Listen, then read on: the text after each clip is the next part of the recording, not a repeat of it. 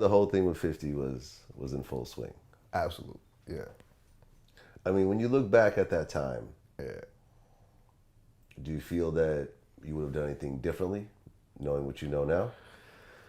See, what people don't understand was, I was silenced. I couldn't say much about any of the situations because the investigation was going on. So it was like, okay, on one end, we got, you know, this rap beef going on. And then on the other end, we have It's real shit. real shit going on. Yeah. And, it was a situation like, please, John, don't say nothing right now. Because everything you say can and will be used against us in the court of law. So, Against us. Yeah, so don't go rapping and saying crazy shit on records about this dude when this whole situation is going on and it's stemming from that. What do you mean by stemming from that? What I mean by that is there were altercations and things that happened beforehand, before the whole,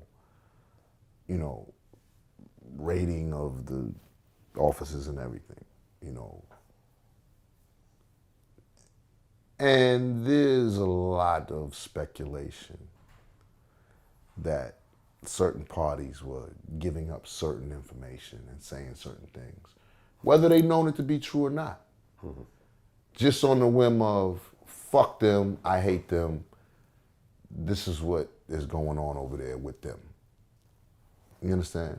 Mm-hmm. And that's what led the feds to us in the first place.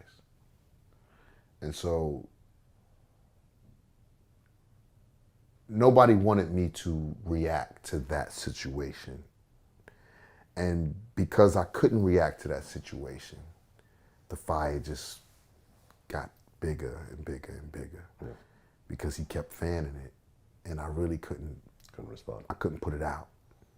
You understand? So as 50 just went on and became bigger, a lot of things was going on in the back rooms that people don't understand, people couldn't see, and that was one of the situations. That was one of the things that was going on. It was hanging over our head, that cloud, and hanging over Gotti and them's head. And I'm like, I love my brothers more than anything.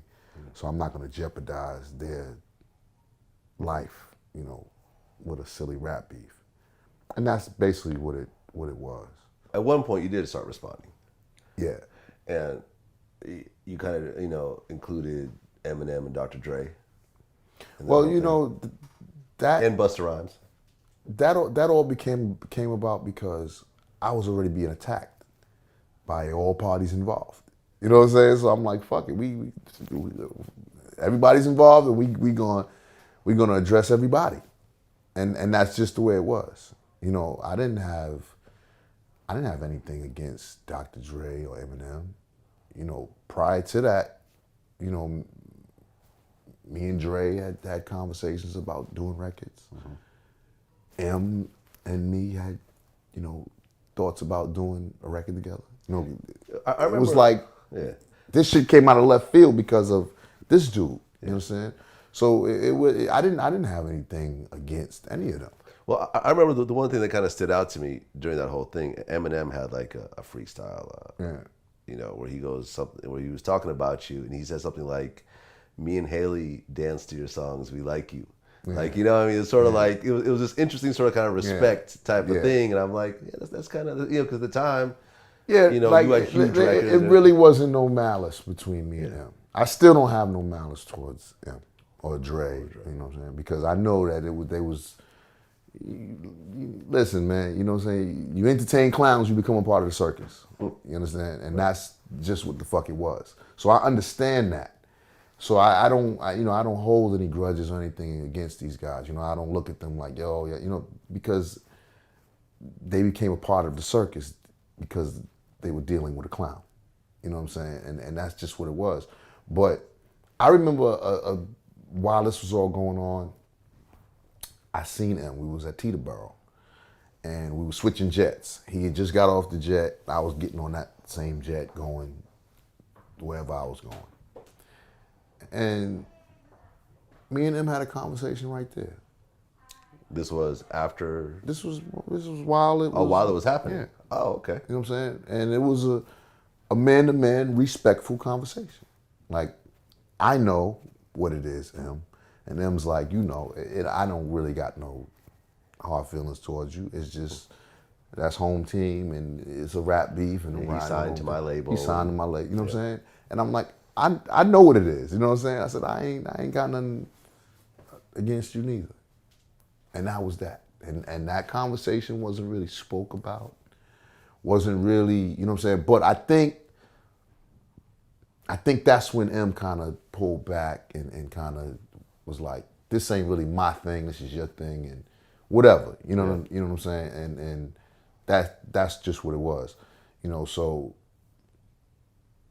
when I look at everything that went on, you know, it's just funny, you know, how people will never really know the truth, because it's always going to be my story, you know, versus his story, and they're going to be two different stories. Yeah.